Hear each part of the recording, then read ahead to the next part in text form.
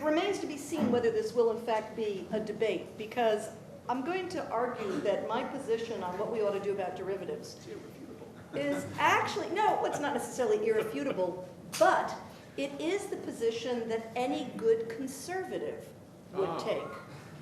I'm going to define the conservative view this way. Do you think that, other things being equal, state regulation, state rules of law are probably preferable to federal level rules of law? Well, I'm guessing some of the people in the room may share that view. And I'm going to argue for a state-based approach to derivatives regulation. Do you believe that history and experience are more reliable guides to what is good policy than what some academic theorist is making up in their office?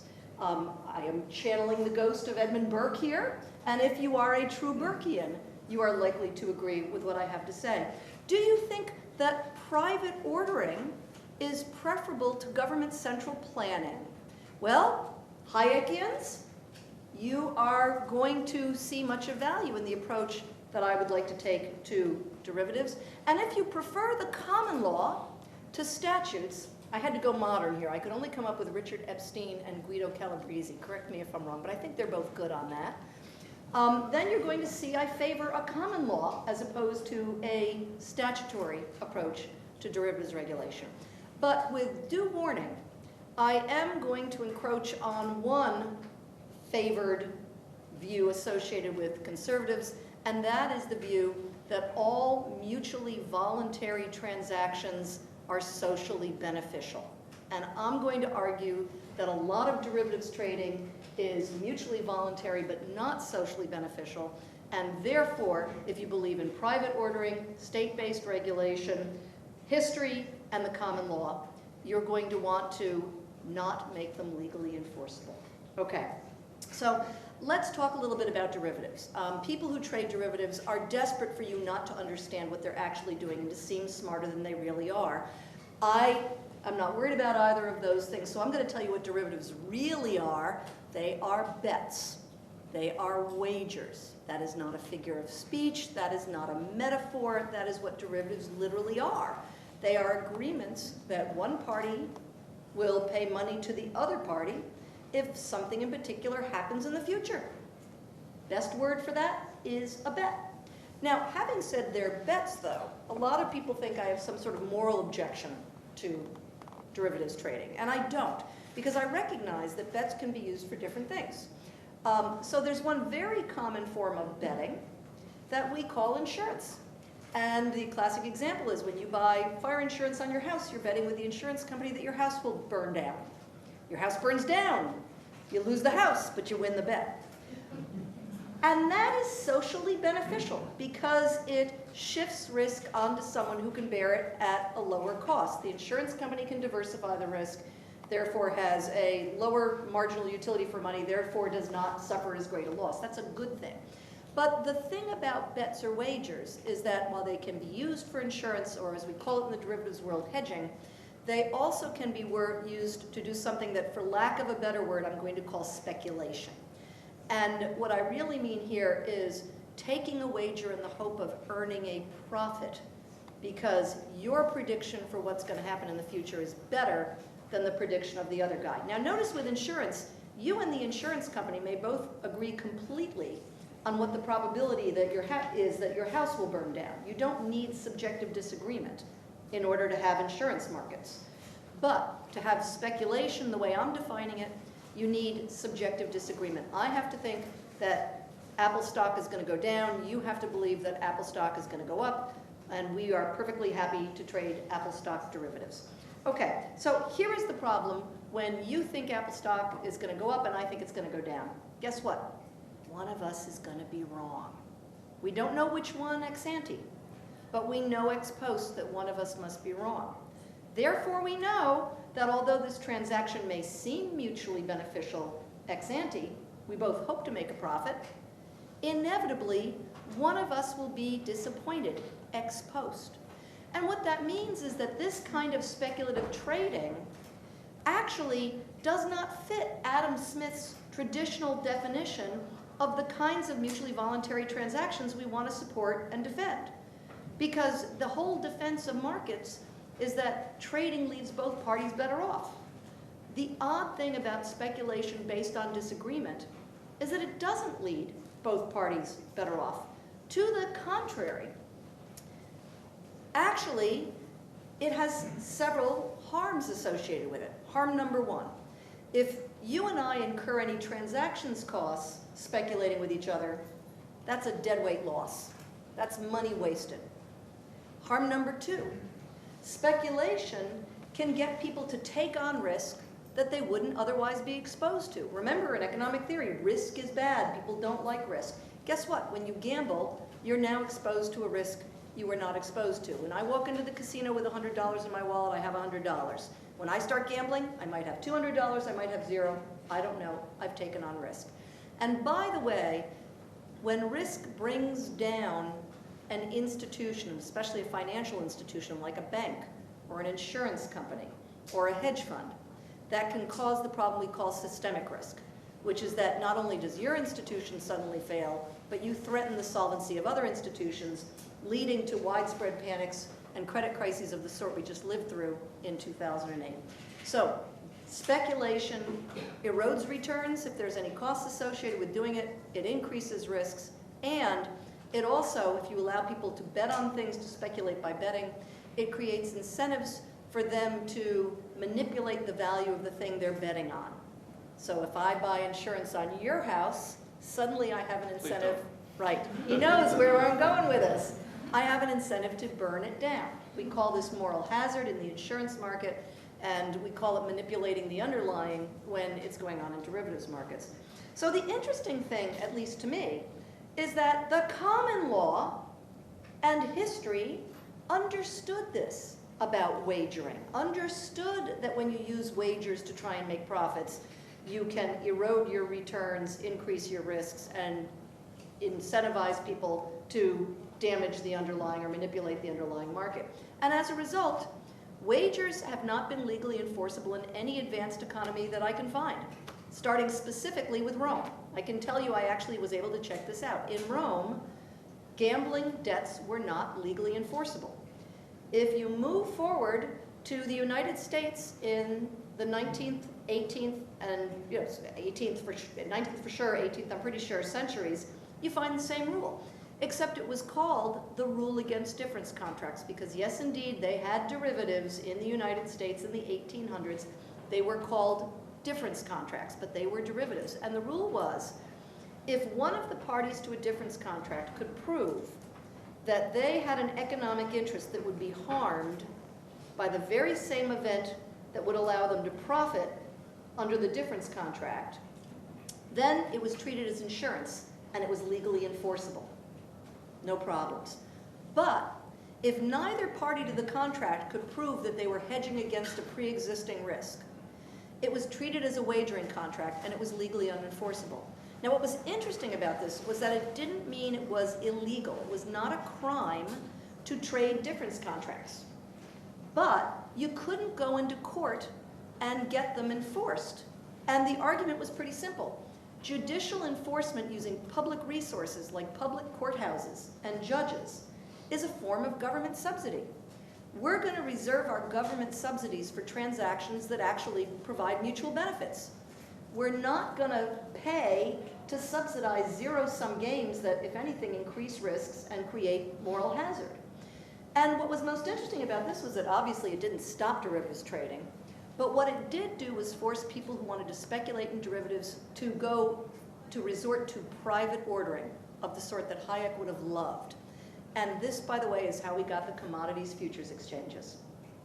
They are nothing more, or they at least were in the 19th century, nothing more than private gambling clubs. Just by the way, the Romans created private gambling clubs. And they were designed to enforce the gambling contracts that public courts would not enforce. And the wonderful thing about this private ordering solution was that it actually worked shockingly well. If you wanted to trade in difference contracts or derivatives, great.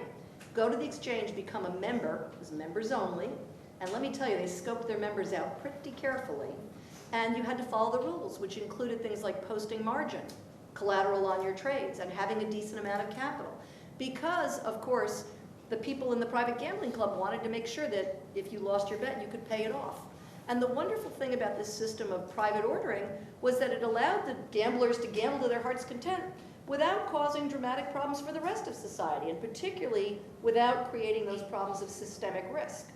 Okay, so if you like private ordering, you like this common law rule that says that derivatives that are used for speculation are not enforceable.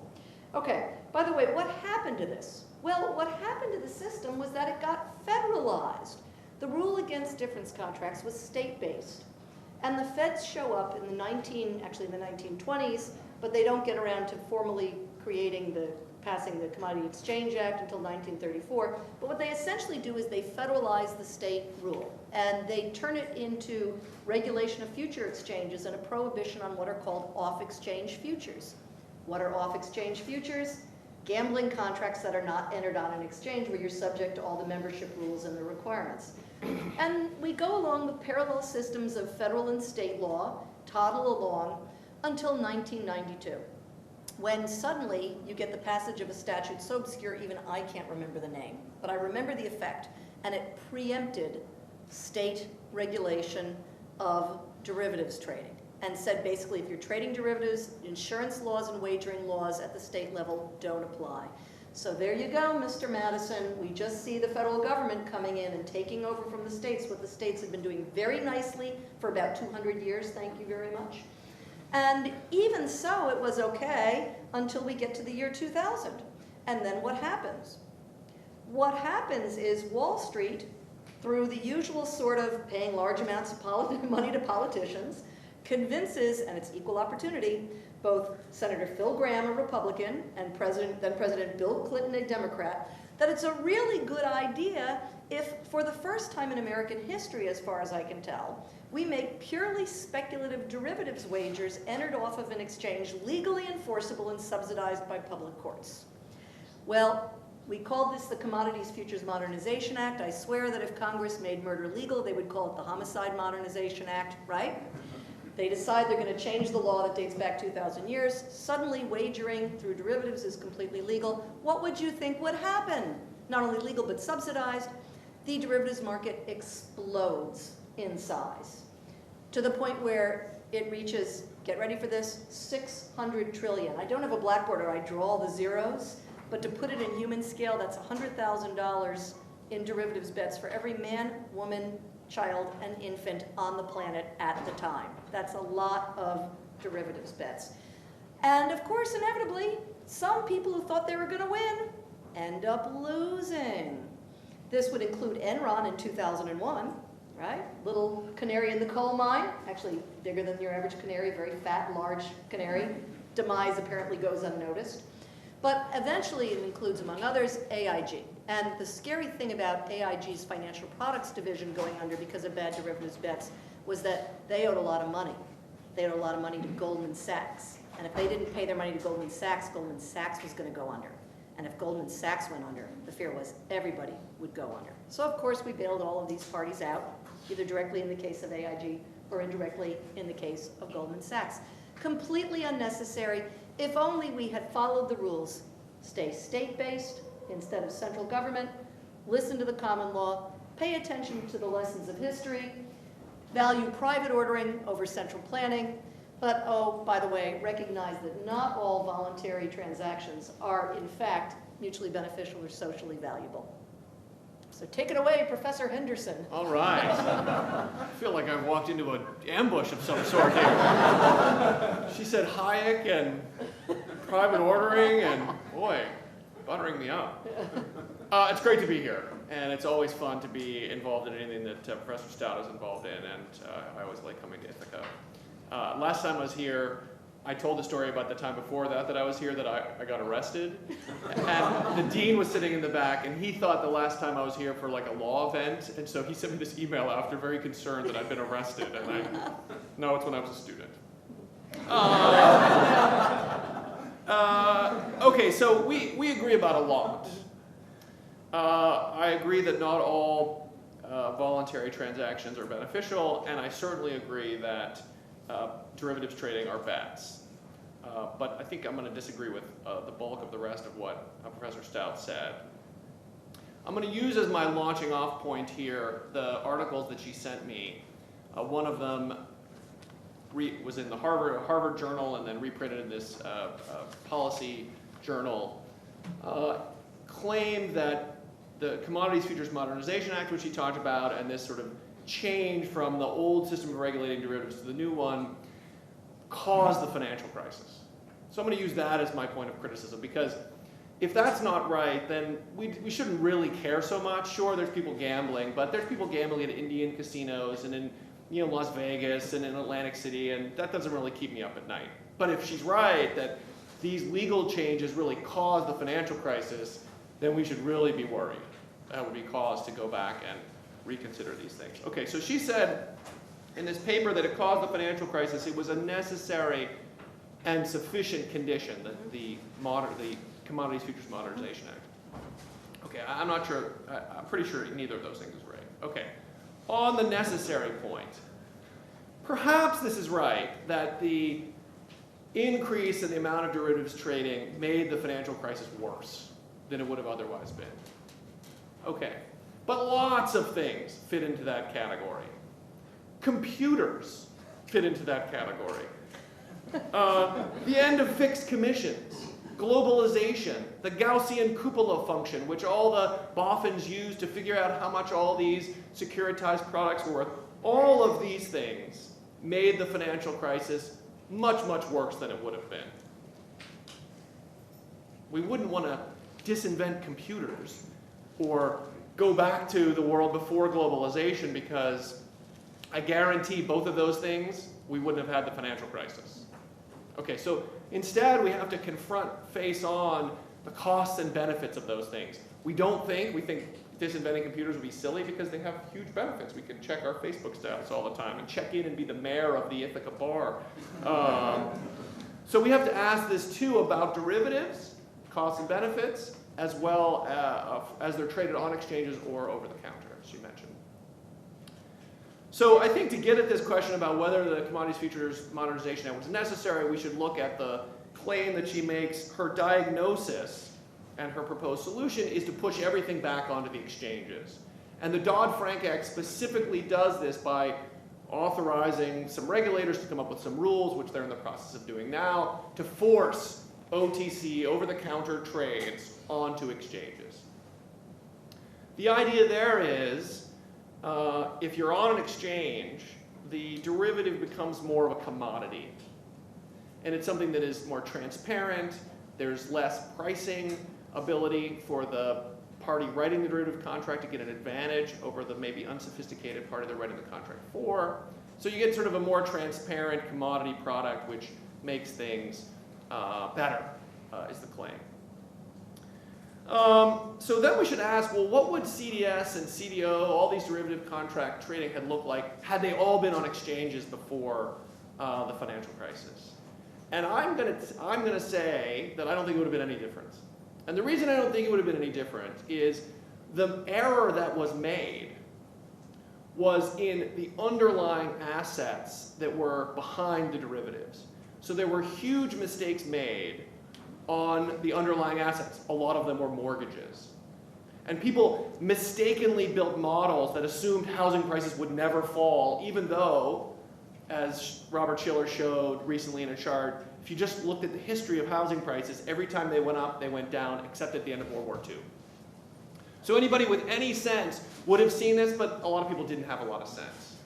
So these models that were built that enabled people to securitize these products thinking they would pay out in reasonable ways were just based on erroneous information. We made a big screw up. There was a collective mass insanity among people who were designing these things.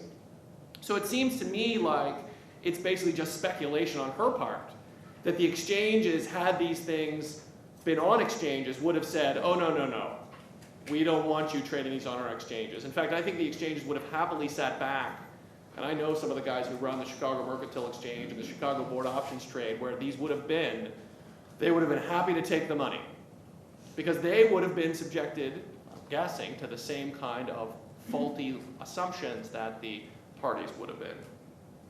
Another more generic way of saying this is asset bubbles, and that's all this was, an asset bubble, Asset bubbles happen all the time on exchanges.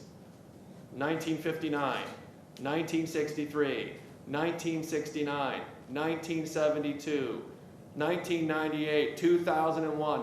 Bubbles on the New York Stock Exchange all the time. And the mechanisms on which this happens, again, are this kind of collective insanity that we have sometimes about asset prices. People are playing the Keynes beauty contest where they're not predicting the actual value, but the value that they think other people will have. The problems of the greater fool theory. These things are endemic to trading markets, and we don't think, oh, well, we should just ban the New York Stock Exchange because we had the internet bubble. Okay, it didn't work very well. Maybe there's things we could tweak, but I don't think putting things onto exchanges necessarily is a sure-all solution. I'm a huge fan of self-regulation. I've got a paper, very thankfully, coming out of the Cornell Law Review on this very subject about the self-regulation of stock exchanges and how it's changed over time.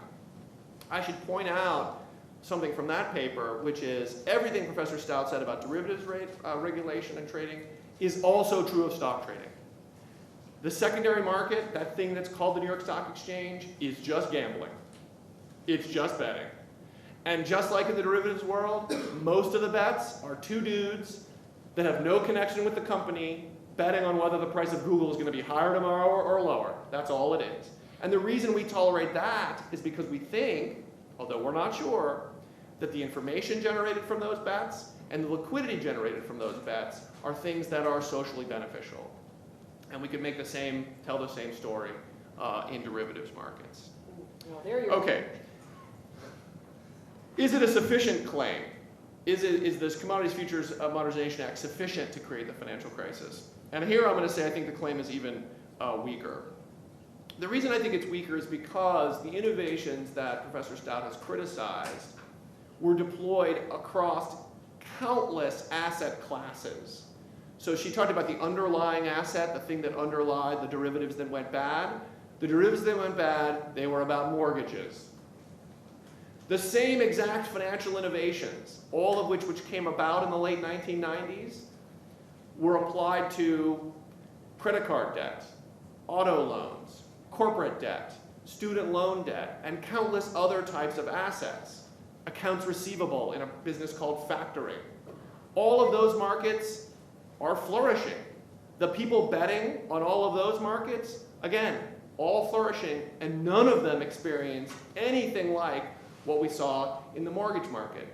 So if I'm going to criticize an innovation, and then I say, okay, I've used it in these 5 places, or 6 places, or 100 places, and there was one where it went crazy haywire, then I want to look there as opposed to criticizing the entire thing.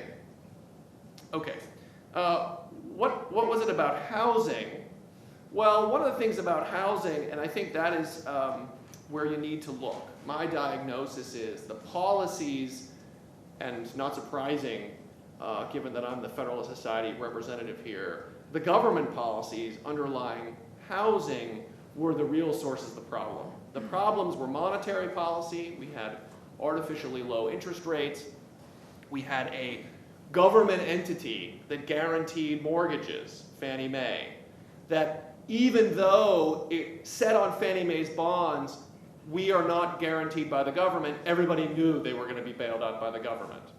So now I'm a Chinese or Japanese or Abu Dhabian investor, and I say to myself, well, I could invest in treasury bills and they're paying me 1.5%, or I can invest in Fannie Mae bonds and they're paying me 5.5%, and both of them basically have the full faith and credit of the United States. I'm going to put my money in Fannie Mae bonds. Fannie Mae bonds are going to fund Fannie Mae purchases of mortgages, which by themselves did not generate the massive amount of capital misallocation that went into housing, but it opened the door for the private lenders to follow the government's lead and the government's imprimatur in lending into housing. There was massive speculation in housing beyond the derivatives market. At one point, the Learning Channel had 2 programs, flip this house and flip that house. Everybody was speculating in housing. Everybody was thinking, oh, the way to get rich, like my friends getting rich in the 90s as day traders, the day trader equivalent of the 2000s was the house flipper. Those people were speculating in houses, and they're just as much to blame as the Commodities Futures Modernization Act, which just made the, as she pointed out, the situation worse, just like computers did. One of the reasons why people speculate massively in housing is because housing is the place where you can get the most leverage as an investor. If you want to speculate in stocks, you've got to borrow, you can borrow 50% of the value of the stock, but that's it. Your leverage is maxed. You can go enormously levered in housing. At some point during the financial crisis, the run-up to it, you could get a nothing down loan, 0 down, which means infinite leverage. At the best, now, you go out after the financial crisis, you can borrow 90, 95% of the value of a house. So if I'm thinking, okay, I've got some money, I've got $200,000, I can put it in stocks, and I can lever up a little bit, or I can buy a condo in the South Beach and hope to flip it to the next greater fool, but I can get massively more leverage, I'm going to get higher returns from investing in housing. And the data is shocking. The US spends a little bit more than $1 trillion on housing in a typical year. It was double that during the run of the financial crisis. Massive misallocation of US resources out of equities and into housing, the underlying building the stuff. And so not surprisingly, the financial products that were around the building the stuff were a serious problem. Okay. I should say on the underlying assets, there was an additional regulatory failure, which is the bank examiners, and I have a paper or 2 papers with Fred Tung from Boston University on this subject. The bank examiners who were the government agents inside of banks. Most people don't know this, but a big bank like Washington Mutual, which wrote lots of loans, they've got like 65 jackbooted government thugs walking the halls, snooping around on what they're doing.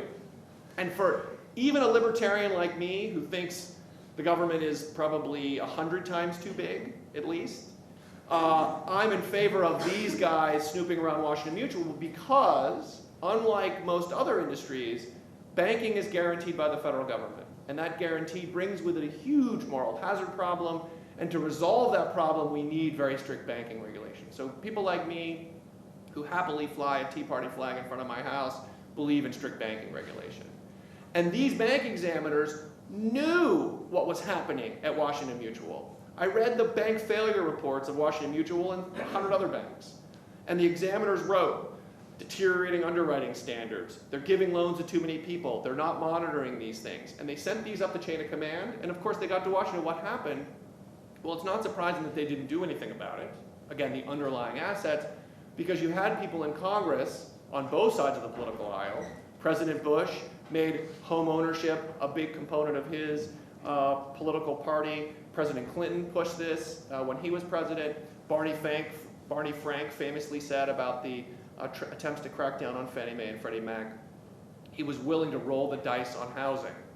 Why was he willing to roll the dice? Well, giving housing to your constituents, people who are poor, who wouldn't otherwise qualify for being in a house, giving them access to housing, that's a pretty good political strategy. Well, of course, until it completely blows up. So the fact that there was this government force, all politicians, pushing strongly to get people into housing, again, it's not surprising that the financial markets in our modern age would amplify that. It enabled it and amplified it. And my criticism isn't the amplification, it's the enabling. It's like, of course, when the jet plane crashes, it's going to be worse than when the rowboat crashes.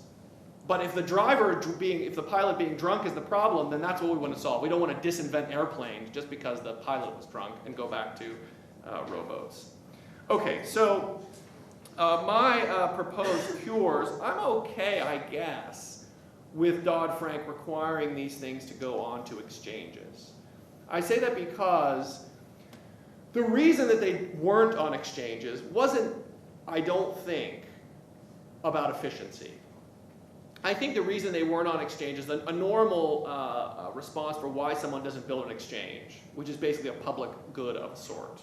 It's like infrastructure. why you might not build that, you could have a collective action problem. All of us would want to build a road, but we can't really act. It's too hard to coordinate us. So the government is us coordinated in a sense. And if there were lots of derivative traders, then you could say, well, maybe collective action problems prevented them building an exchange. But there weren't. There were like 7 banks, and they were all in the same block in New York, and these guys all had beer together after work. So not a collective action problem. I think it was the pricing advantage they got by writing OTC, over-the-counter derivatives. I could go to you and say, I'll give you what you want, but it's due on March 1st. And then I would go to the next person and say, I'll give you what you want, but it's due on March 2nd. And I would use that difference that you couldn't compare the prices as a way of earning a greater profit. So I think that's why they didn't build the exchanges, and I think that was a mistake. Bringing these things onto exchanges is a good thing, I think. Transparency, they can reduce the risk a little bit. I don't think it would have reduced the amount of trading in the past, but we've learned. We've learned of the mistakes, and I think going forward that will be an improvement.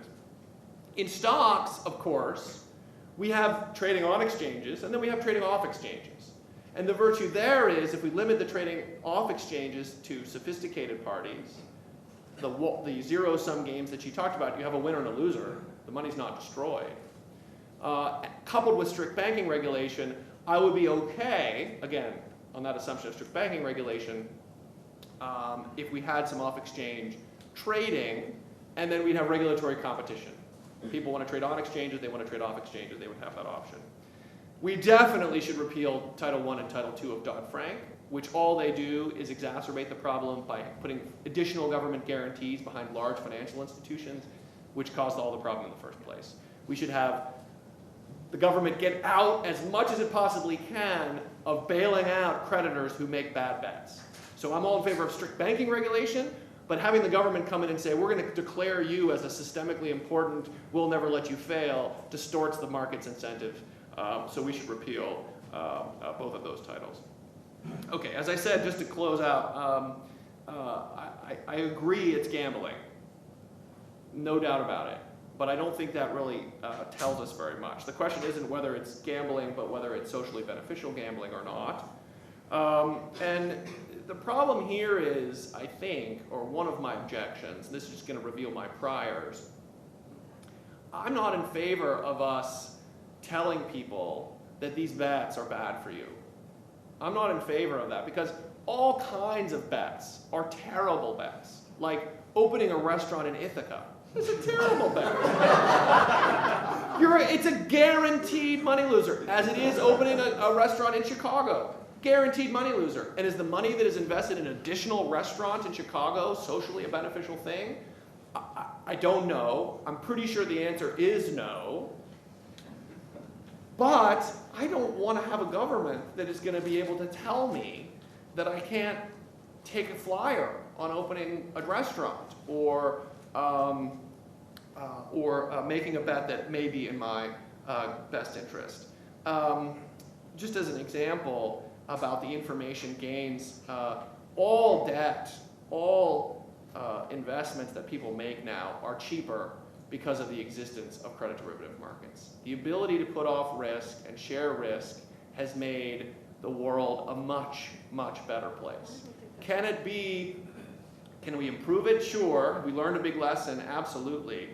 But I think the burden it's a very heavy burden on the other side to claim this thing which has caused a problem because of government policy and this whole other confounding factors, we should just disinvent it across this whole, when it didn't fail in these other asset classes. Lots of information gets to markets in more efficient ways because of these things. And it should be noted that credit derivatives in the first instance were invented as a mechanism of regulatory arbitrage. So banks were told, you have to, if you make loans, have cash in reserve. That cash in reserve is not useful. It's just sitting in the bank vault, not earning any money. And so the entire process of credit derivatives were invented to get around this regulation. In the first place, it freed up regulatory capital in a way that, again, where it works, is a good mechanism because it makes every dollar slush through the economy in a better way. The way that governments and economies function is by moving money through the banking system. And all derivatives do is enable that money to move faster through the banking system. The banking system's like a conveyor belt. The government cannot push money, as we've seen. The government is trying and trying and trying, but it relies tremendously on the banking sector. And derivatives enable that conveyor belt of money to move faster and faster into the economy. The conveyor belt got a little out of whack because of government policy, my claim. And so we should fix the government policy and let the conveyor belt do the work it can do. Okay, I'm done. Thank you. That's terrific, Todd. Thank you very much. We agree on a lot. There are things we don't agree on, but I'm still hoping to persuade him. So I just open-minded. Yeah, as am I.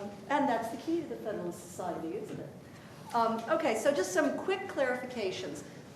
Let's not mistake derivatives for innovations. The Babylonians had derivatives. Literally, they had insurance contracts on the fates of trading caravans. Plato, it's either Plato or Aristotle, I can't remember which one of them. Plato's Politics. It's Greek to me. Plato, he describes the philosopher Thales making a killing on olive oil derivatives. Seriously, there's nothing innovative about this. These things have been around for a long time. Now, to clarify my position, I'm not saying that the government should come in and say derivatives are bad for you, you shouldn't trade them. My position is much more limited. I'm saying the government is coming in and saying derivatives are not socially beneficial. We will not publicly subsidize them. We will not use our public courts, judges' resources to enforce them. Those are very different things. Can I just make one comment on that? So in 1792, the great state of New York passed the Stock Jobbers Act.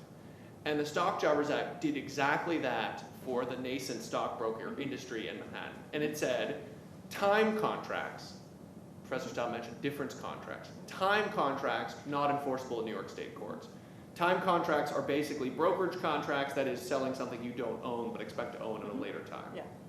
And so what did the nascent stockbroking industry do? It did exactly what she suggested. It said, we need a private system to enforce these contracts, and in 1830, there was a bunch of little ones. In 1830, that thing became the New York Stock Exchange Board. And that system existed in largely that form, see a forthcoming issue of the Cornell Law Review, until the 1930s, when it was sort of federalized and then has morphed since then. And again, so I'm all in favor of that system, and I support that as a Chicagoan, both in terms of my ideology and then also because the Chicago Mercantile Exchange, one of the biggest private ordering entities in the world, is right there and probably gives us lots of money. Hello. I'm all in favor of that. I don't think that reform, as much as I agree with it, would have prevented the financial crisis. Okay. Well, to continue. Okay. And I'm a fan of the Chicago Merc, too. Okay, so the other thing is, I'm also not saying, your point as to derivatives bringing down the cost of credit, remember, I'm arguing against not enforcing purely speculative derivatives where neither party can show an economic interest in the underlying. If you are truly hedging, which is the kind of derivatives use that brings down the cost of credit, that would be completely legally enforceable. So I don't think you'd actually get a significant increase in the cost of credit if you were to adopt my rule, which is really just the common law rule. Okay, so let's talk about the was it necessary? We have bubbles all the time. Well, I'm going to concede to Professor Henderson. Yeah, we would have had a mortgage crisis, just as we had a stock market crash in 2000 and 2001. We would have had a readjustment in the housing market. We still would have seen the value of houses go down 30%. We still would have seen a lot of problems in the subprime mortgage market. And I agree, although there are some arguments for subsidizing housing, I agree we went overboard. And we've thrown a little loose credit courtesy of Alan Greenspan, and look what you got.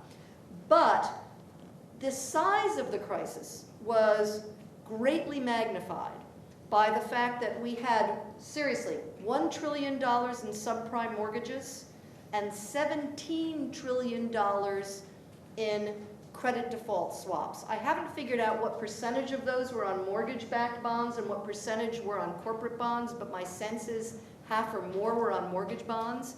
So we literally have a bet that is many times the size of the market, And what that means is when the market, the merely $1 trillion market, which in the greater scheme of things, $1 trillion, you know, students who are taking my class in financial regulation, we're comfortable with trillions now. It doesn't get our attention. A problem in $1 trillion market gets magnified many times over because there are bets that are multiples of the market. And so it's that magnification that I think contributed to the scale of the crisis. So you're right, the crisis, it was not necessary for the crisis, but it was necessary to achieve a crisis of the scale and the scope that we've had. Okay, Dodd-Frank, the idea that if we'd had these things on exchanges, it wouldn't have made any difference. I actually think it would have. Because remember, what the old exchanges did was they didn't just produce transparency, they were picky about who was allowed to trade and what standards they had to meet. And I will tell you right now, I know with certainty that AIG Financial Products would not have been able to enter its derivatives bets on an exchange because they weren't posting enough collateral or margin and they didn't have the capital for it. The Chicago Merc would have thrown them out the door, would have given them the bum's rush. So I actually think that privately organized exchanges actually, if that's where the trading had occurred, I think there would not have been the same sorts of problems we've seen because they don't allow people to make bets that they can't pay off. Now, that does give me a chance to go in. I'm actually less of a fan of Dodd-Frank than you are, which I find very ironic. And the reason is, what Dodd-Frank really does is it looks like it's going back to the common law, but it's not really. Because the old exchanges that I am so fond of were, for example, originally partnerships, so that the partners had personal liability for any losses. They had no implicit too big to fail guarantee. They were really performing without a net, and that's one of the reasons why they were so cautious about whose bets they would accept. The new exchanges that Dodd-Frank wants will be registered and approved by federal authorities, and they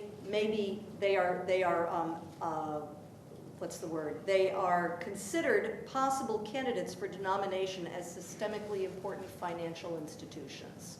So they can be limited liability entities, they have to be approved by the government, and here comes our too big to fail guarantee. So I am concerned that what's going to happen is that our new wonderful exchanges that are the result of Dodd-Frank are actually going to be pale, thin shadows of our wonderful lean, mean, very cautious, privately ordered exchanges, and will not be able to do the job. Okay, last thing, I want to talk about the wonderful comparison Professor Henderson made between derivatives trading and the secondary stock market. And here again, I actually get to be more of a free market person than you are. I love the secondary stock market. It is like my favorite market in the world, even though admittedly they are just gambling wildly. But it is much more socially beneficial gambling. Why? Number one, I agree with you. The secondary stock market does provide liquidity, meaning people will buy stocks in the primary market because they can sell them on the secondary market. And that's what keeps the primary market going. And it's the primary market where real companies raise real capital to make real investments in the real economy, and we get real economic growth. So I'm perfectly happy to have a secondary market in order to provide liquidity in the primary market. By the way, we may have gone overboard. The average share of stock on U.S. exchanges is now held on average every 4 months, or it's sold every 4 months. It used to be every 8 years. We may have a little more trading than we need, but I love the secondary stock market. Here's the problem with the derivatives market. It's just a bet. It doesn't provide liquidity to the underlying spot market. It just doesn't. And what's worse, it provides an illusion of liquidity. You know, I was on the board of a mutual fund in September and October of 2008, and let me tell you, we were not getting any liquidity from the derivatives market, so it disappears the minute there's trouble. So where you can defend secondary stock market trading on the ground that provides necessary liquidity, I think it's a much more troublesome argument for derivatives.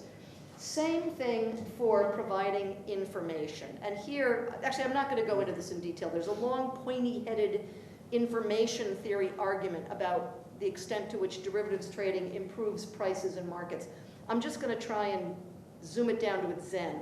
There are some people that you could call speculators who profit from trading derivatives because they really do have better information than the rest of us. Those people make money.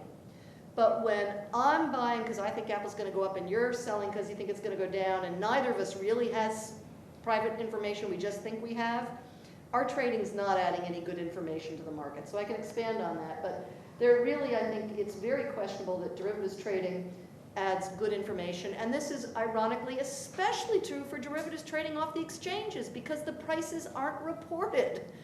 At least on an exchange, the prices are reported. Okay, so I think I'm going to quit right there. Good. But Good. This is going to just We should devolve do into an total article. boredom because we agree. Yeah. We agree, and I want to embrace Lynn, but I will not because we're on tape. Some points of agreement, and then just some minor objections.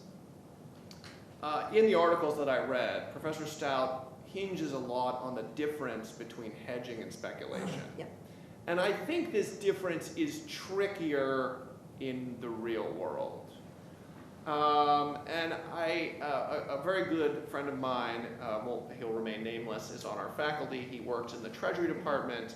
And when they were writing tax rules in the 1990s, they wanted to have different tax treatment for speculation versus hedging on precisely the theory that Professor Stout suggested. One of these is better than the other. And this guy is, he and Engels and Marx are buddies. And they could not come up with a workable definition. They could not do it.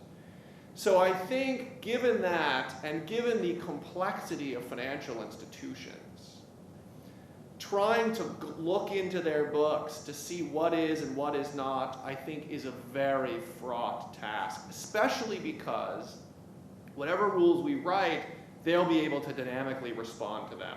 So once we define and say, okay, this is what hedging is, or this is what speculation is, now they have an opportunity to arrange their affairs in a way that makes it look like hedging when it's actually speculation, and vice versa, whatever they want to do. So I'm sympathetic. My colleague, Eric Posner, and a colleague at the business school, or in the econ department, Glenn Weil, have this paper suggesting we should have a FDA analog for finance. And these are as smart a guys as I know, have the Stout view. So she's in good company that we can draw this very... They got it from me. Yeah, so Just they so you stole know. They stole it from her. They have this very clean analytic design. I'm not convinced. Okay. AIG not being able to trade on the exchange, boy, that, I don't know enough about it. That raises a little bit of a red flag for me. I should go learn more about that. I would be shocked if that were the case.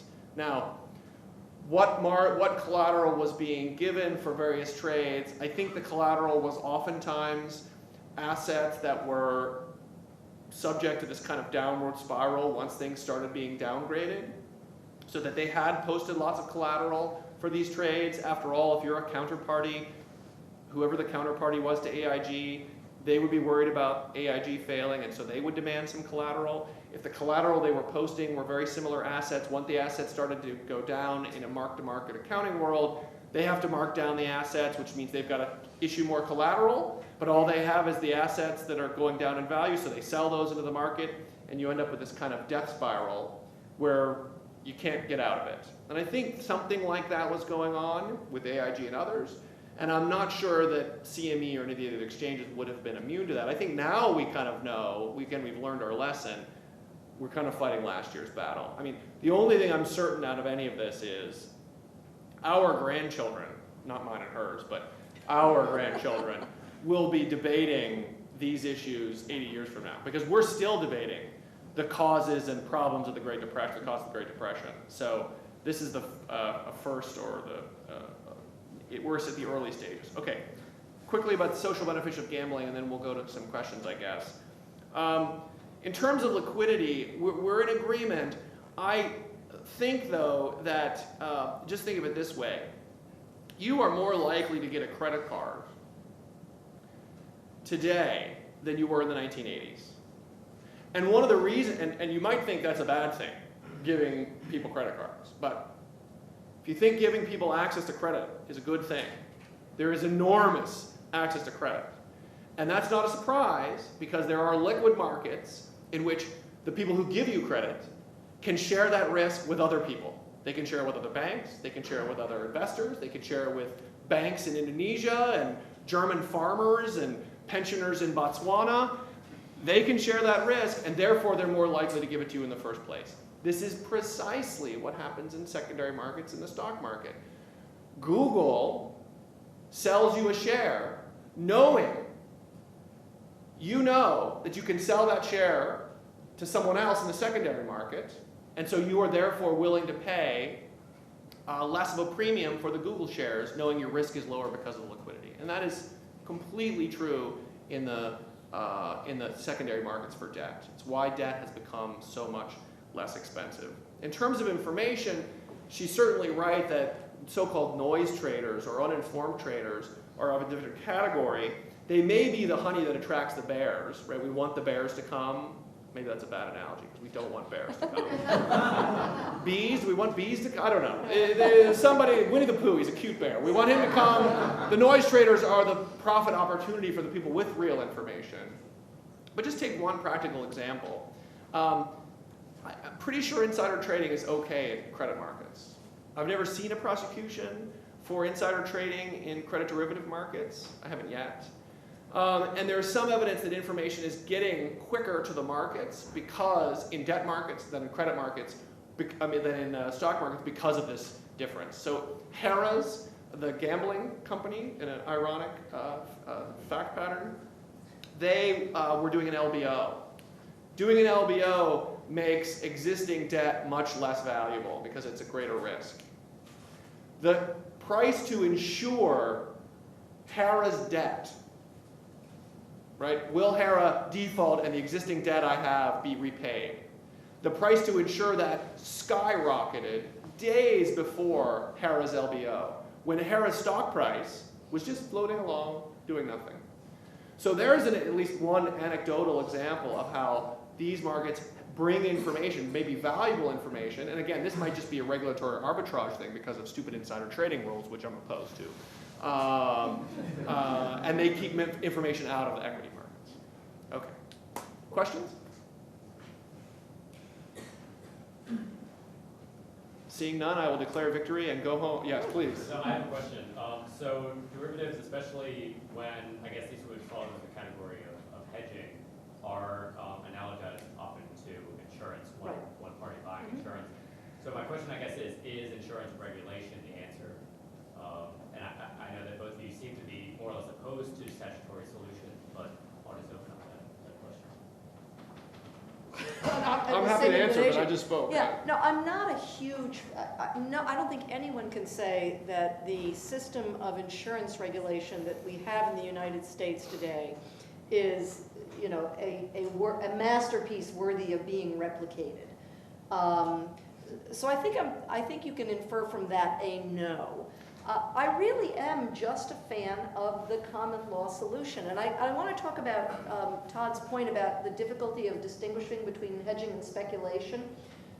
Remember, the common law actually has done this for 200 years. I mean, that's exactly what all the case law on the rule against difference contracts was about.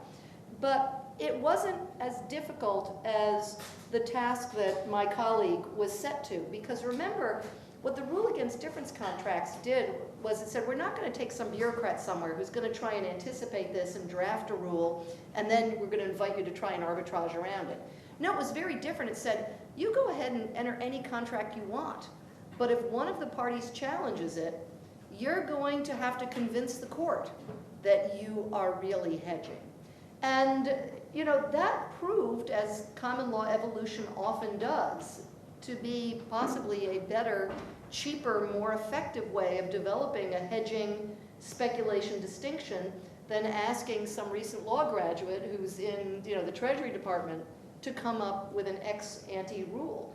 Now, it is admittedly something that's going to leave a lot of uncertainty and therefore might chill some contracts.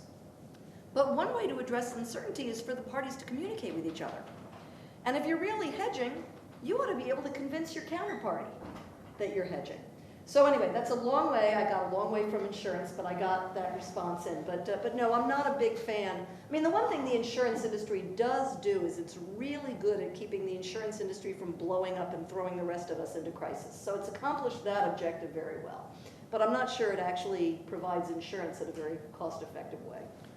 I've written an article on this, published in the Connecticut Insurance Law Journal, which I guess is a big deal.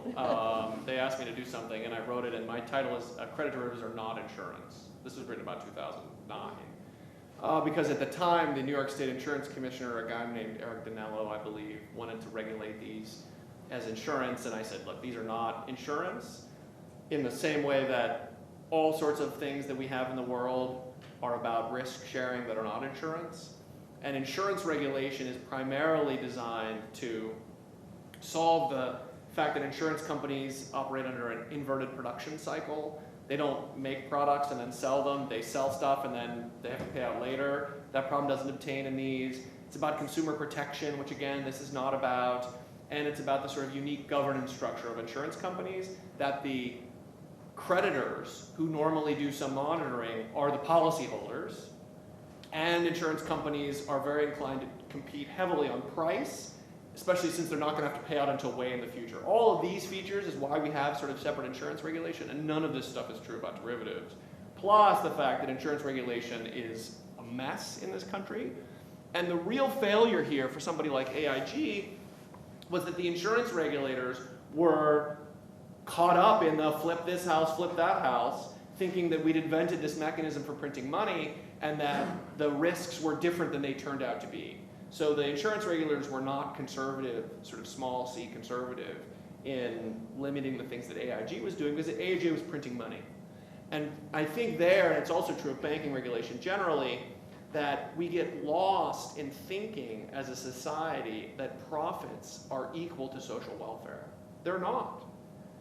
Firms are going to push themselves as high up the profit curve as they possibly can, putting aside social welfare. The whole legal system is designed to enforce them to internalize the social welfare function into their profit calculation. But if you're allowed to just put your costs off onto someone else, you're just going to ride the profit curve. And if the regulators are so stupid that they see the profits and think, well, they're profitable, these loans are profitable, they must be good, well, that is just flatly wrong. And I think that was the problem, as opposed to saying we should regulate these things as insurance.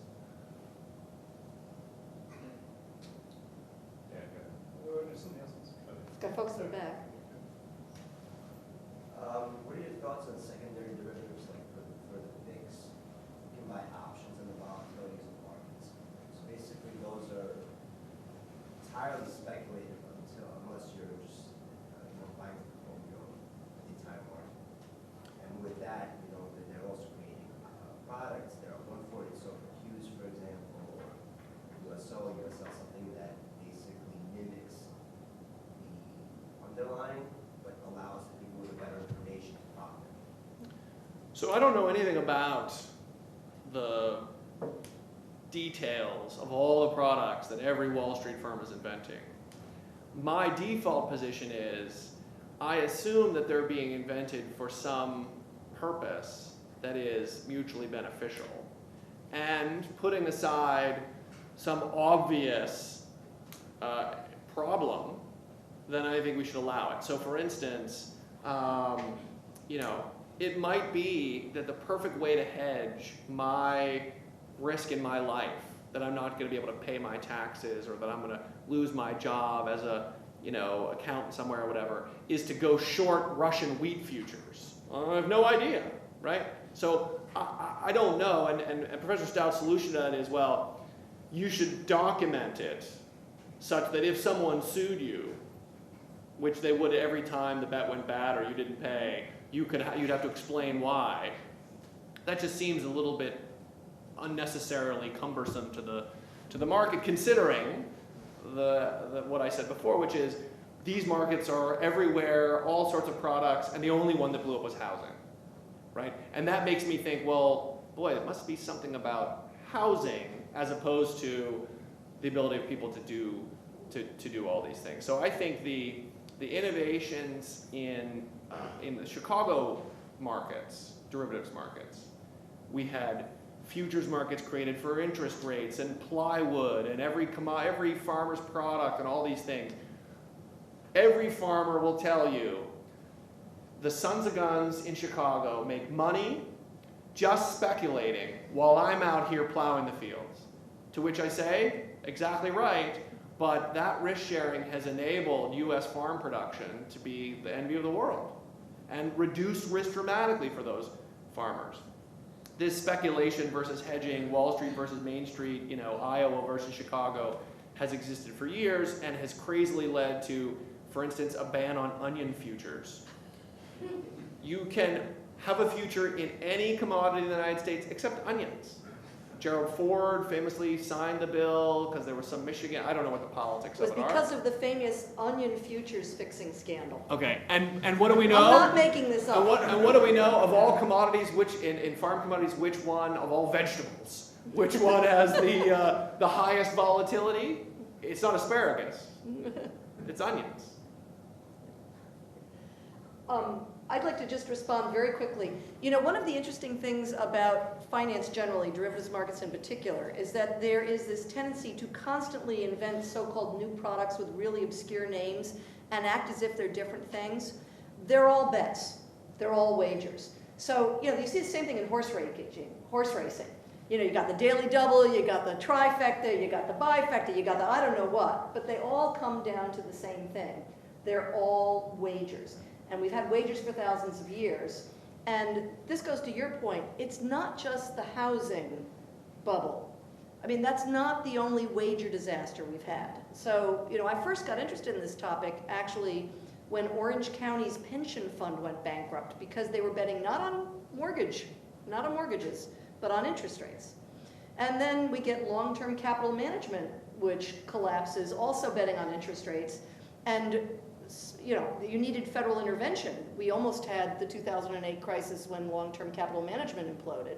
Then you get Enron, which implodes not because of accounting fraud. Accounting fraud was hiding the fact that they'd made bad bets on energy derivatives. Then we get AIG, which interestingly enough, it wasn't the insurance division, or it would have been subject to insurance regulation. It was something called AIG Financial Products in London, which was not subject to regulation by the insurance authorities. They were betting, admittedly, on mortgage prices. And lo and behold, we get that settled, and now we've just had MF Global, which was sovereign credit default swaps. So as long as you not only allow, subsidize speculative wagering, you can expect to see big gamblers who lose a lot of money. But we don't care, just as a footnote to that, I mean, we don't care, I could care less if Orange County goes bankrupt or Enron goes out of business. I mean, there are stupid idiots who are going to bet an entire county's pension on interest rates in the short run. Like, we can't stop people from being idiots. Mm-hmm. And I don't want to disinvent markets just because some people go into markets and make mistakes. It's when I think the better claims are the ones where the secondary part of it, the gambling part of it, makes the whole system more fragile, right? Orange County didn't make the entire system of municipal governments more fragile. Enron failing didn't really matter. I mean, yes, I feel bad for the people who lost their jobs, and there were some social losses to be sure, but that didn't make our entire system more fragile. I think Professor Stout's on much better ground when she's focused on this fundamentally changes the things that our banks are doing, or maybe the kind of innovation you're talking about attracts talented math and physics and other people into designing these ever and ever more complicated gambling products that aren't really providing information liquidity. They're just sexier ways for people in fancy suits to gamble, and that's a deadweight loss for society. It'd be better if those people were working on curing cancer or getting us to Mars or something. That I think is a better argument. Then the question is like, well, how do we do the social welfare calculation for these things? I think that's very hard. I don't know how to do that. Finance is a bigger part of US GDP now than it's ever been. That might be something that is worth running down to see whether or not it's too big. But again, I'm not sure I want to have a government that tells me that's too big. I would rather just the government get out of the business altogether in the way that she suggests and otherwise, and let the losses fall where they may. One question regarding the approach, the common law approach, or whatever. I mean, the basic idea behind all this, why the people are doing this, is they can earn money, lots of money, acting on these markets, right? So the moment you come up in such international field, until the US law will give you a hard time at this point, or it's even, you cannot predict if you will have a hard time or not. So then I go and change the jurisdiction clause. And I mean, in Germany we have a provision which says, literally, this is fine. Derivatives are out of this gambling and other problem. So statutory rule, which I'm sorry, they're illegal or they're legal or? they're illegal. They're fully enforceable. Yeah. Like as I see. So your question is, if New York makes it harder, I'll just move to Hamburg. No, you don't have to move to Hamburg. I move my asset through Hamburg. Yeah. Yeah. You apply German law Yeah, to yeah. contracts. That's Yeah. all. There's nothing new under the sun. This was exactly the problem that states faced in enforcing the rule against difference contracts. And there actually is an interesting solution. I wish my other colleague, Annalise Riles, were here. She's our conflicts of law expert. But as I understand the way conflicts of law worked, it went something like this. If a resident of Pennsylvania entered a difference contract that was not a hedging contract but a purely speculative contract in New York, the interesting thing was that was not enforceable against the assets in Pennsylvania. So what that meant was, if you were a Pennsylvania resident and you wanted to gamble in New York, the people in New York would say, but I can't attach your assets in Pennsylvania. You're going to have to move some assets into New York. And it actually was a kind of nifty system that pretty much discouraged these sorts of big gambles from going abroad, because unless you sent your assets with them, it wasn't enforceable against you. So if we were to readopt the rule against difference contracts in the United States, or more simply, I just want to get rid of the federal preemption clause. I just want to say, let's reverse that 1992 statute and say that the states have the authority to regulate these things. What I would anticipate is, Orange County might want to go gamble on derivatives in London, but the people in the city are going to say, we know you can walk away from the bet if you lose, so you're going to have to move enough assets into London to pay off your debt. And I sort of have a feeling that Orange County's pension fund probably isn't going to want to do that. So it's a great question. It's the first question that comes to mind when you think about enforcement challenges. That's not a perfect answer, but it is an answer, and it illustrates, these are not new problems. We have a lot of business history we could look to see how these have been solved in the past. I just should note, this is not on the international point, which Yeah. I think is a great question, and I don't know conflicts enough to know whether or not this solves it or whether people would work around it in some way. They have very strong incentives to work around it, but maybe. But it's expensive. It adds to the transactions cost of gambling. I should know one thing about the proposed solution about going back to the good old days, which is always a sucker for that argument. I'm a creature of the 50s, the 1750s.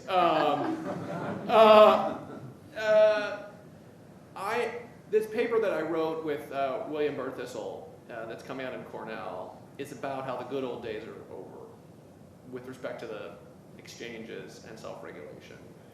And it's because we describe in there a bunch of different mechanisms that are governmentalizing the exchanges and self-regulation, having to do with the nature of the investors and forces at work within firms and within the government. But the easiest way to think about this is to take the MF Global situation, which Professor Stout mentioned. So MF Global, primarily regulated by the Chicago Mercantile Exchange. It's surprising to some people that it's a private company, that's a for-profit company, that's one of the most valuable companies in the world that regulates MF Global. MF Global failed because they stole. And they stole customer funds. This is the cardinal sin among brokers. You don't take customer funds. That's what they did. And the Chicago Mercantile Exchange said, look, we did everything that was efficient. You can't stop a thief, right? I've got a security system on my house, but if somebody wants to break into my house, they're coming into my house. And that was basically Chicago Mercantile. Like, I could put iron bars on all my windows, but it wasn't efficient. The Commodities Futures Trading Commission, who is the government entity that sort of oversees the Chicago Mercantile Exchange, was not happy with this answer. They weren't happy with this answer because they got dragged up to Capitol Hill and politicians, Republican and Democrat, whipped them silly for the failure of MF Global. And so that process where the regulatory successes of the exchanges don't get any publicity, no political saliency, but the regulatory failures do, has a kind of one-way ratchet effect that makes the entire process, I think, unsustainable. And at least in the stockbroker context, FINRA, which I know much better, that process is the self-regulatory process, the exchange-driven regulation is devolving very rapidly. So that's just a cautionary note about what I otherwise think is a pretty, I'm very sympathetic to the argument. More about the exchanges. It seemed like both of you mentioned that you didn't like the FSOC provisions in Title I, and I think Professor Henderson said you didn't like the orderly liquidation authority provisions in Title II either. I think that my impression of the SIFI designation was it was supposed to apply to big companies like AIG, and that since then we started talking about applying it to exchanges, and I think there was a recent SEC initiative to apply to the whole money market fund industry. Do you have any, I guess you guys just kind of said it very quickly, but now that you talk about applying it to exchanges, do you have any idea how a SIFI designation will work on an exchange? I have a view on that. Do you want Go to ahead, start? please. Okay, so I hate FSOC. And I hate FSOC because I'm actually old enough to remember when Time magazine ran that cover with the picture of Alan Greenspan, Larry Summers, and was it Rubin? Robert Rubin, the Committee to Save the World. Well, those are exactly the same people who passed the Commodities Futures Modernization Act over the objections of Brooks Lee Bourne, right? So I am very suspicious of what I call the Harvard syndrome, which is, we're smart guys, just put us in charge, and we'll be able to figure this out and take care of everything. So I'm actually, a fan of, no, what Edmund Burke would tell us really works is you come up with really simple prudential rules that people understand that aren't subject to a lot of bureaucratic discretion. So obviously you can see where I'm going with this in the SIFI thing. On the other hand, the one good thing about the SIFI designation is that what it does do is impose additional costs on very, very large institutions, thereby creating a deterrent to becoming a very, very large institution. And since I have not actually seen any persuasive evidence that we need really, really large institutions to deliver financial services cost effectively, I guess I kind of like that. I wish we didn't have the Committee to Save the World in charge of it, because the Committee to Save the World has not done a good job of saving the world, so far as I know, every time we've ever had a Committee to Save the World. Okay. Yeah, FSOC will be a disaster. The idea that you could have these people sit in these rooms, anybody who knows anything about the way Washington works, this is not going to work. Yeah. The people who are at FINRA have already told me that the new world we inhabit has already chilled conversations. So the kind of information that the broker-dealers and banks would have shared with their private regulators in the old world is gone, because now there's a bunch of government people in the room, and it's not just that the big bank comes in and there's the SEC sitting there. Well, they're used to dealing with FINRA and the SEC, but then there's these other people like, who the hell are you? I don't know who you are. I'm worried you might share this information with, so that has already happened. I think it's foolish to think that's gonna do anything. The orderly liquidation provisions are interesting.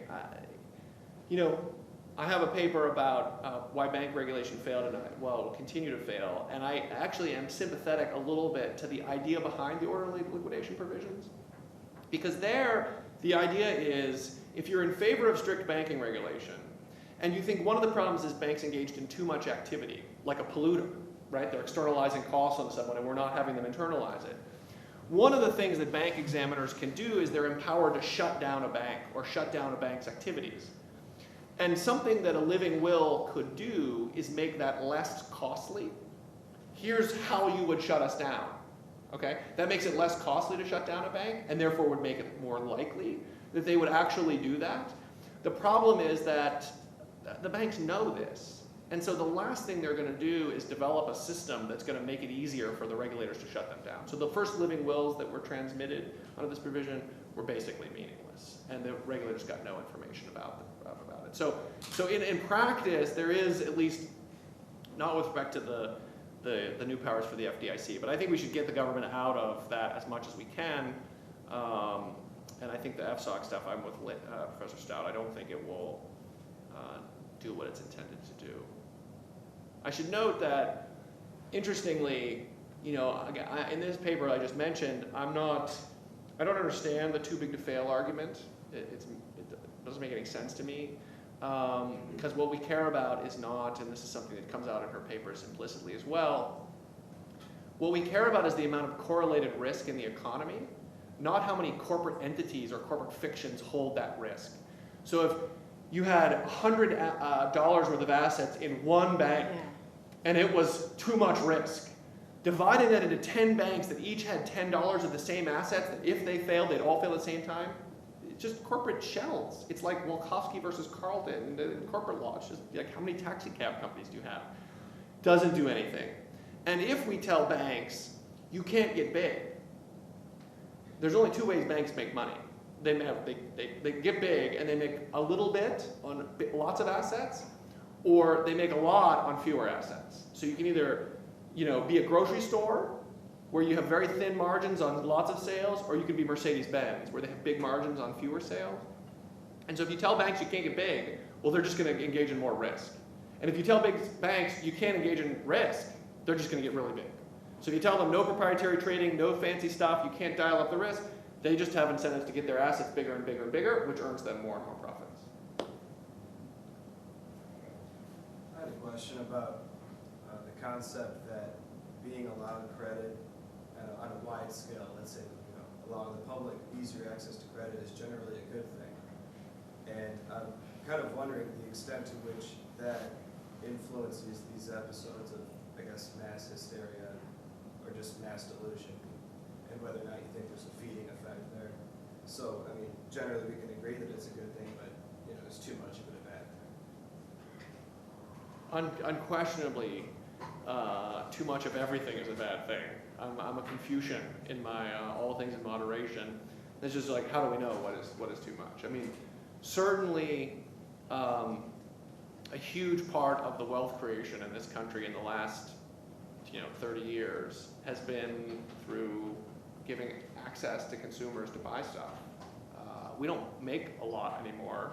That is, the U.S. manufactures more today than it's ever manufactured. We just use robots.